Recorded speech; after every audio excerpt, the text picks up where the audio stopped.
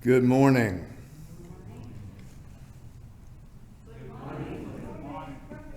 Thank you. See how our paths have brought us here again, even when we thought they might not do so, or at least for a long time. The season has changed, so have we. But here we are, gathered for what may be the most important hour of our week. And in this quiet hour, we try our best to do something impossible, to invoke the Spirit, that one eternal Spirit that fills us in our waking and sleeping and is said to be always as near as our own breath. We know that it is nothing more than the quality of our attention that prevents our seeing and feeling its presence in every moment. So as we have thrown open the doors of this place, let us open wide now the doors of our hearts and do so as we light our chalice flame.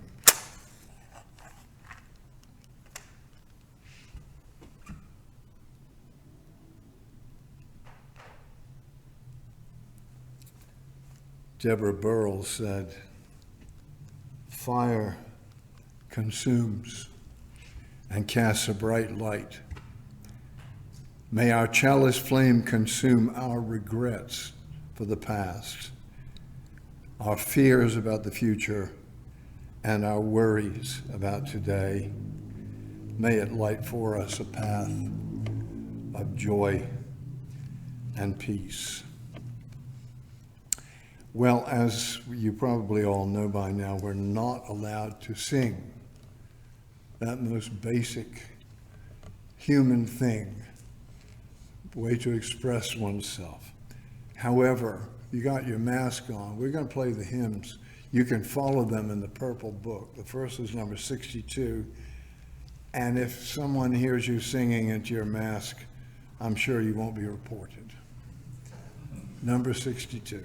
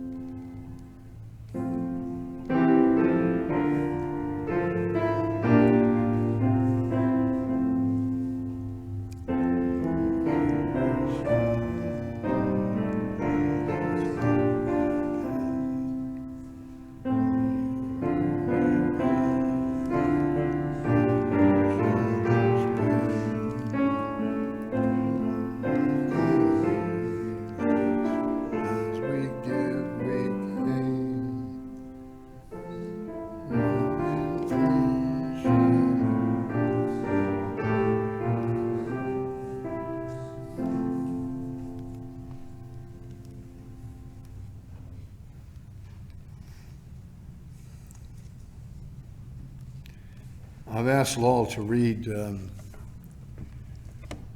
poem by the late Mary Oliver, who was said to be as close to being a Unitarian as you can be without actually going to church. She had lots of Unitarian connections, and her sort of focus was on the sort of religious experience available in common, ordinary things, and particularly in nature. So, Lowell. This is called The Summer Day by Mary Oliver.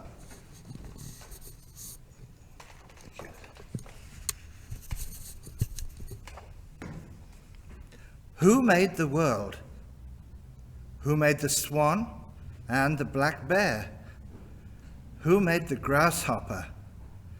This grasshopper, I mean, the one who has flung herself out of the grass, the one who is eating sugar out of my hand, who is moving her jaws back and forth instead of up and down, who is gazing around with her enormous and complicated eyes. Now she lifts her pale forearms and thoroughly washes her face. Now she snaps her wings open and floats away. I don't know exactly what a prayer is. I do know how to pay attention, how to fall down into the grass, how to kneel down in the grass, how to be idle and blessed, how to stroll through the fields, which is what I have been doing all day. Tell me, what else should I have done? Doesn't everything die at last, and too soon? Tell me, what is it you plan to do with your one wild and precious life? Mary Oliver. And this is a song written by someone called Chris Williamson.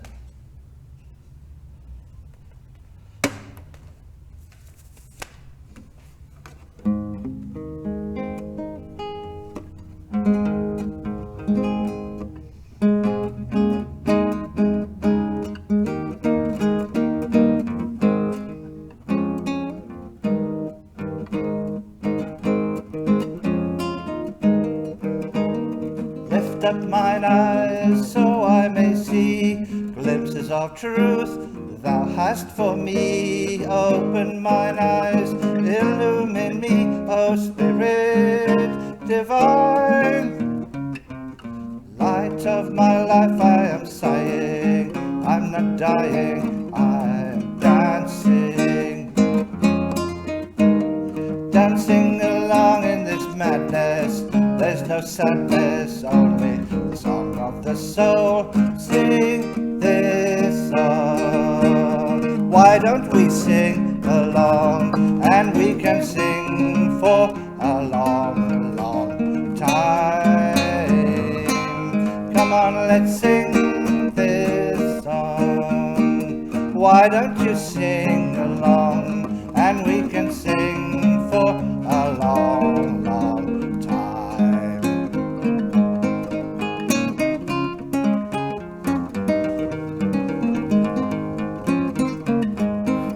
Now what do you do for a living? Are you forgiving, giving shelter? Follow your heart, love will find you, truth will unbind you. Sing out the song of the soul, sing this song. Why don't we sing along? And we can sing for a long, long time. Sing this song. Come on, let's sing along. And we can sing for a long, long time.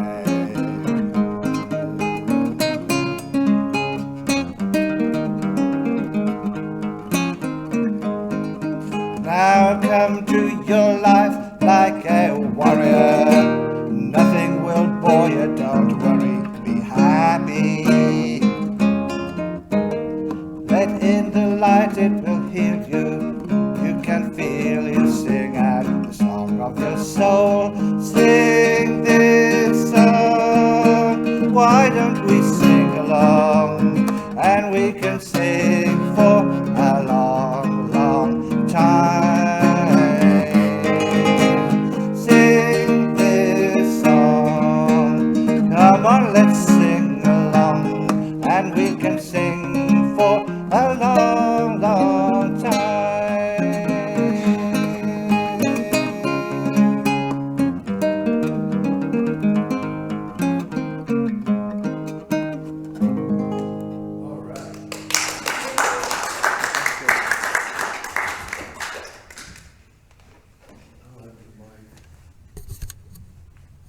Thank you.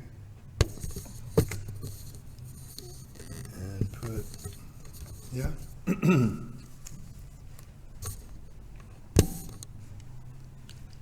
Lights, action, camera. Gwen Matthews said this. Feel that? Put your hands together. Feel that? Each breath, every inhale, exhale, we are living, breathing, connected. We are the whole, complete, beautiful selves that we were born to be. Feel that? In your bones, in your muscles, in your heart, in your blood. That is the extraordinary you. The you that was born for this time, this place, this very moment. Feel that? The struggle, the worry, the pain, the loss, the grief. It's still you. You are still whole, complete, beautiful, extraordinary. Feel that. And thanks to Gwen Matthews. Okay, everybody have a nice deep breath now and put your feet on the floor and really feel like you've arrived here now and you're among friends. You're comfortable. And we've begun to visit one another. And now is the time when we pay a visit to ourselves. And in so doing, a visit to that which made us, which sustains us, and which leads us onward. As we relax now into this sacred moment, let us allow those things that trouble us to come out of the painful shadows, just for a brief moment. And let's acknowledge them. But just for this moment, let them go by. There will be time enough later, and we would not miss this opportunity to find a measure of renewed strength and optimism. And as we relax still further, let us also dismiss those false hopes that fill our minds with if only and maybe. Let us feel that our bounty is in this present and our strength in what we do here together. And so with bodies still and peaceful, with minds alert and clear of confusion, we seek once again the altar of our hearts. And so let us go now together once again into that good silence.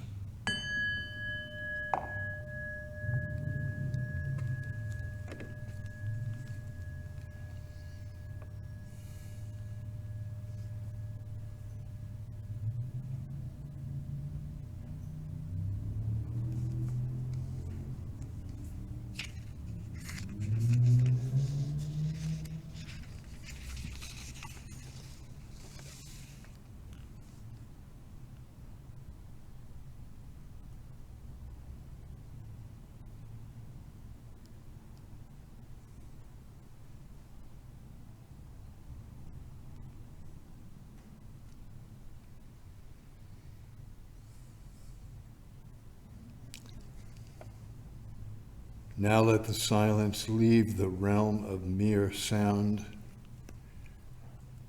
and nestle in our hearts.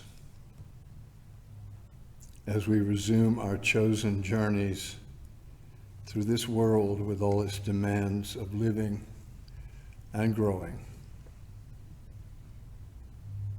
May the still small voice not quite heard whisper to us in all our ways, in all our days. Bright sustainer of the traveler, one God of peace and comfort, and equally of task and turmoil. Stay by us. So be it. Inshallah, shalom. Amen. There are all these different names of God. I know people who say different ones. Perhaps you do. And this is a song about all those names, but maybe we won't play them all because there's so many of them. What do you think? You want to play two? Okay, Jill's going to play two. Number 14, your purple book.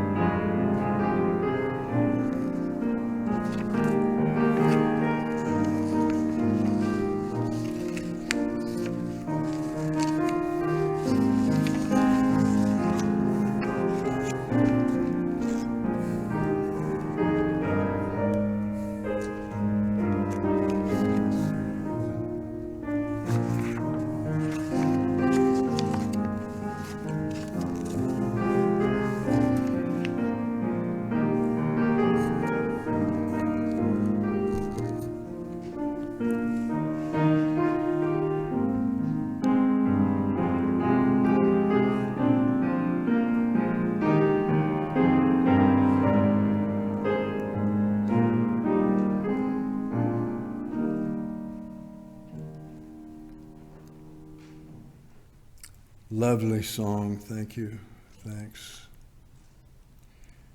Back in 2017, a new and grammatically incorrect word entered the English language.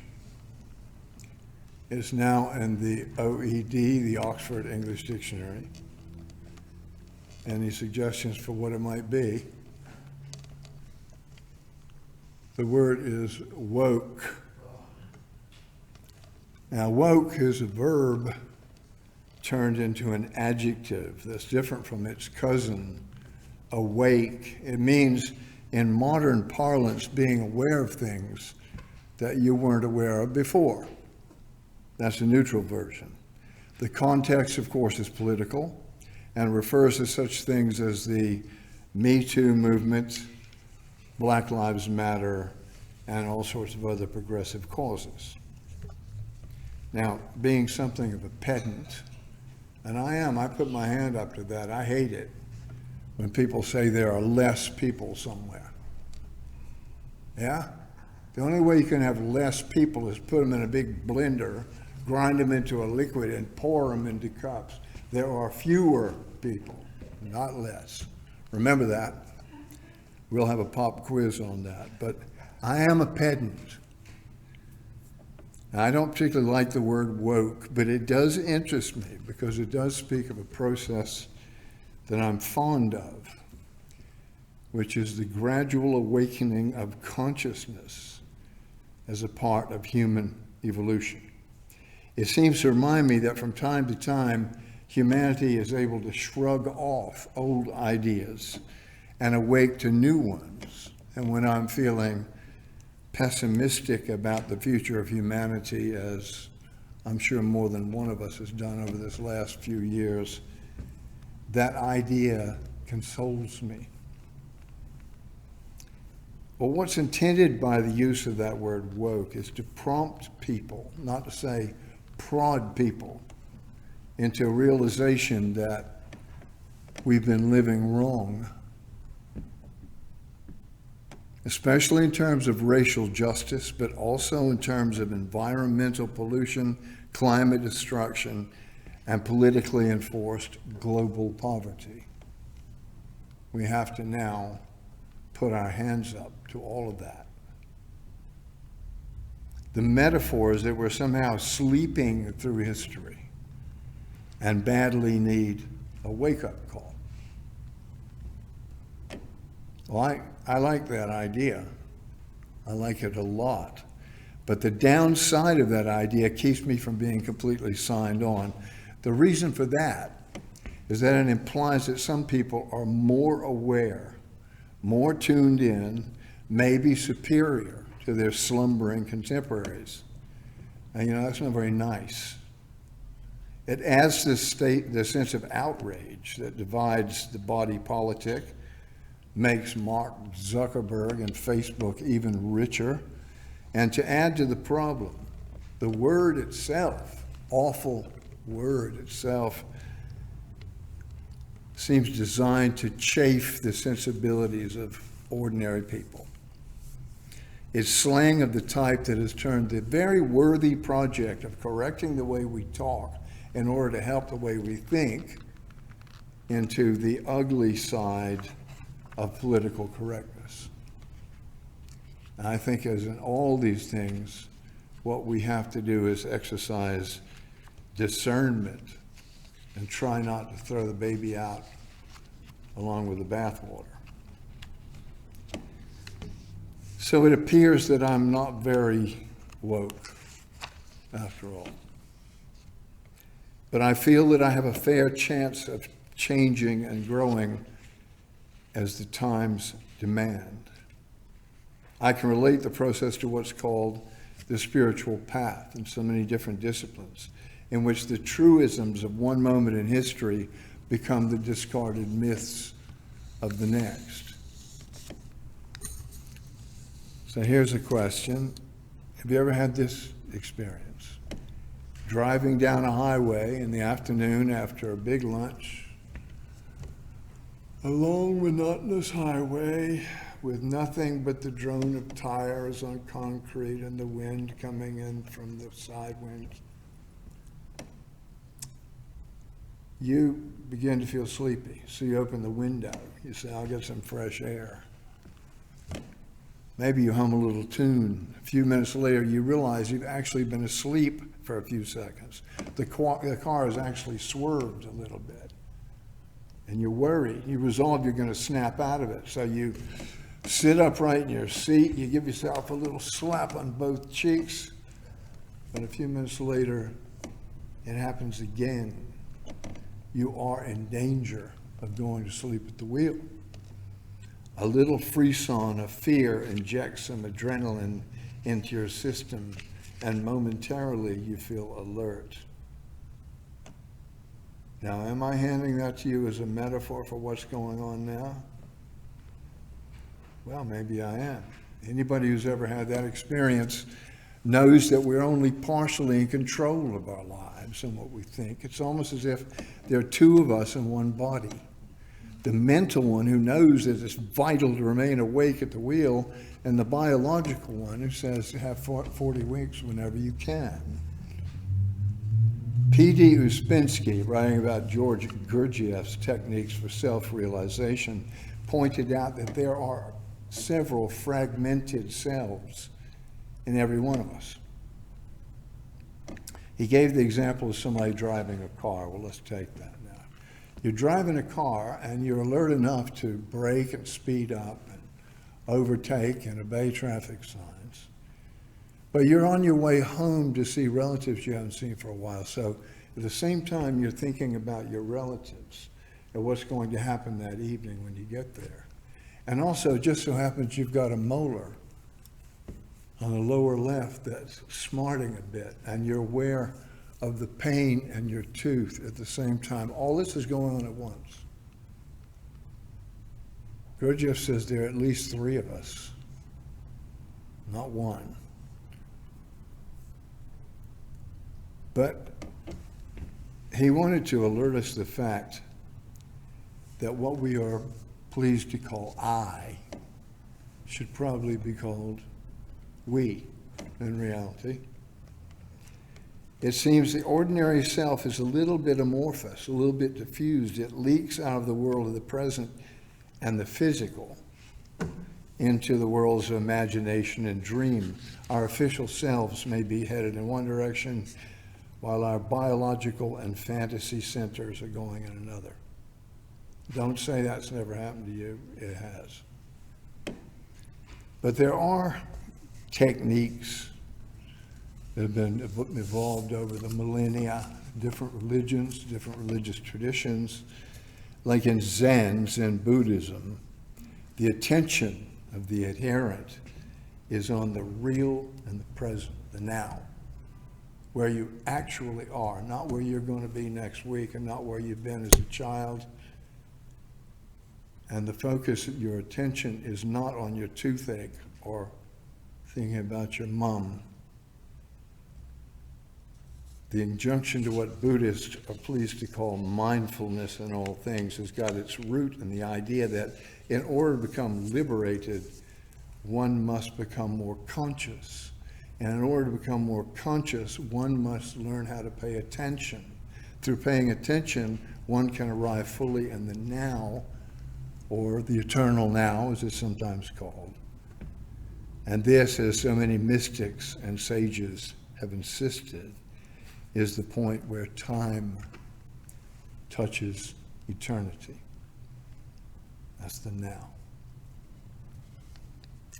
Well, our lack of attention is well known to psychologists. I read once that the attention span of an average adult in listening to a lecture or a sermon is about 9 minutes, which is why I have arranged an alarm to go off when it's been 9 minutes.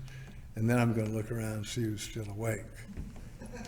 But we all know that giving tired parishioners a chance to doze off for a little while is one of the real delights of this job.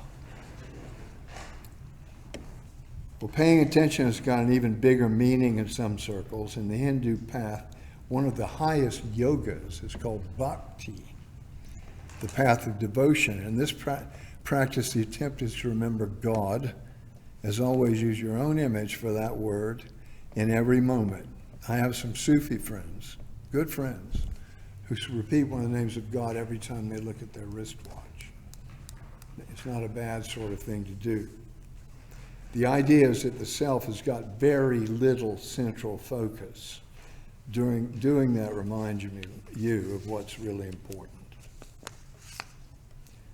I've come to believe that we're all stuck in a kind of silly irony.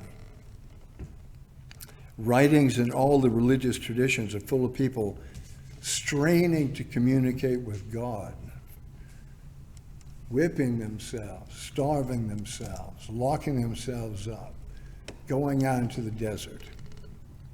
It's like trying to tune in a fuzzy channel on a telly, like the dark night of the soul when God's cell phone number is engaged and you can't get through. Trying to pray when we can't believe is like whistling into the wind. Meanwhile, through all of this, we are reliably told God is trying to get in touch with us. It is we who are otherwise engaged, and the clues multiply all around us.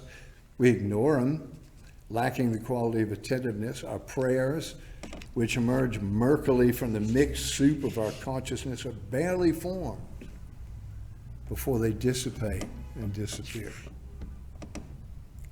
It's a little bit like the Boy Scout trying to light a fire with 2 sticks. That's one of the things we used to have to do when I was a Boy Scout. And working, and it's growing dark, and he asks a friend to hold a candle nearby so he can do it. The fire is already there. It's the practice of rubbing the sticks that's got you baffled. But if God, as so many of our sages have said, is trying, no, let us say, if God is straining in our direction at every moment, maybe we should just give up our struggle and start paying attention to it. We don't need to invent God if he's inventing us. What we need to do is pay attention. Pay attention. To wake up from our self-deluding fog of busyness and become present. Our lives are just full of incidents and people that may seem irrelevant. Is your telly on the blink? Your computer crashed? That annoying neighbor, you know the one I mean, catches your eye at a time when you just don't want to talk to him at all. To make things worse, you probably got to have a root canal on Tuesday, and you can't stand the dentist. You don't like the way the hair grows out of his ears. And more tedium and unnoticeable trivia arrives every day. But we can't see these as envoys of the truth because we're not awake. We're not, in the genuine sense of that word, woke. Meanwhile, the pavement is strewn with miracles which we carefully step around, being too busy or too bored to notice. Well, the pavement is also strewn with things we'd be better off without. And I believe that's what the idealism of a woke culture is all about. Those things we accept without thinking, things that add up to a program of self-congratulation and unfair entitlement, things we're willing to put up with that befall other people that we really in our hearts know we should not. So I'll make a suggestion now. How about this as a new role for our church? There are only just a few of us now. It's kind of a gang. There are about 12 of us. Let's do our best to stay awake. What do you say? You remember in the Bible, Jesus has got his companions with him in the Garden of Gethsemane.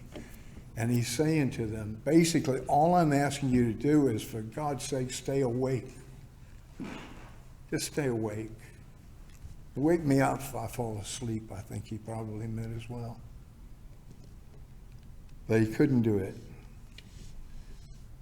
And we're not on the lookout for Roman anti-terrorism cops now, as they were, but for those lapses in attention that make us miss what is playing out all around us, the unneeded trappings of times past, and the bright promise of things newly born. My will, if you will. Amen.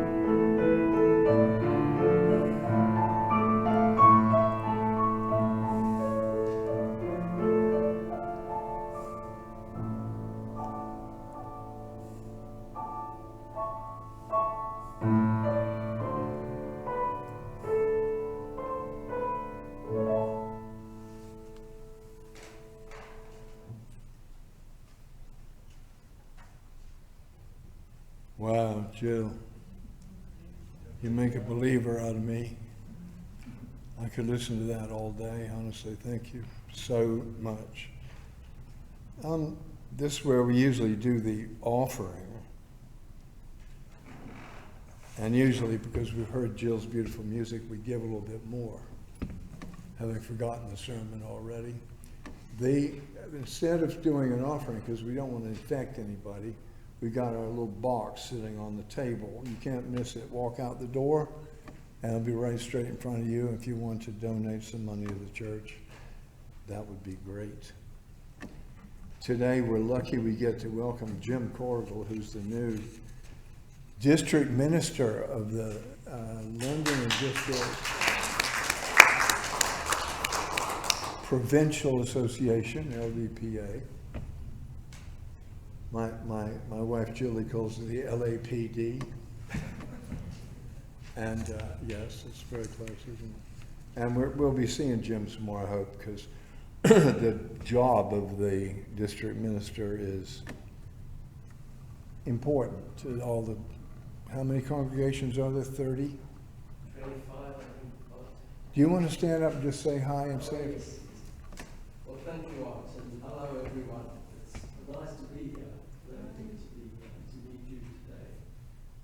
Yeah, it's 25 congregations, I think, in the London district, we call it.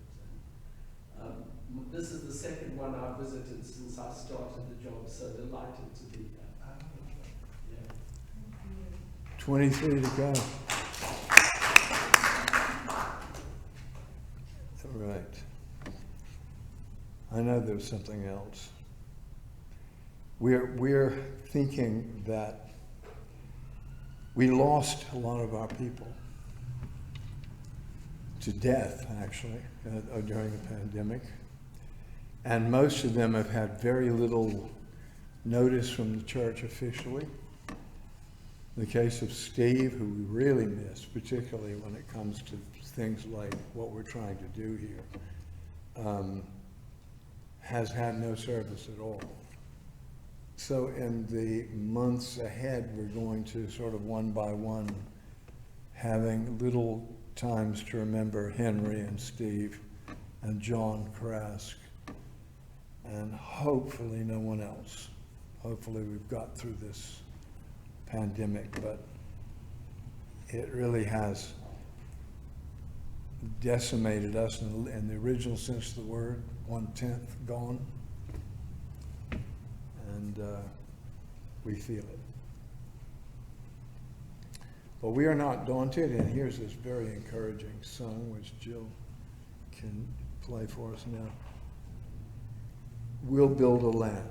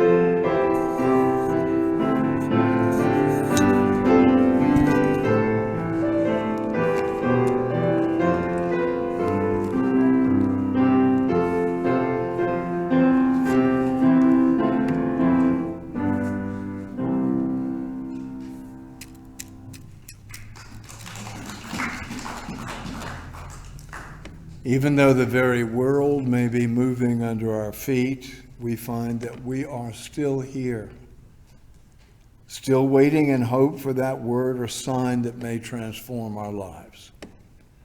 Through it all, we have each other. So for this, and because we know in our hearts that it is right, let us look after one another. Really look after one another until we meet again. Amen.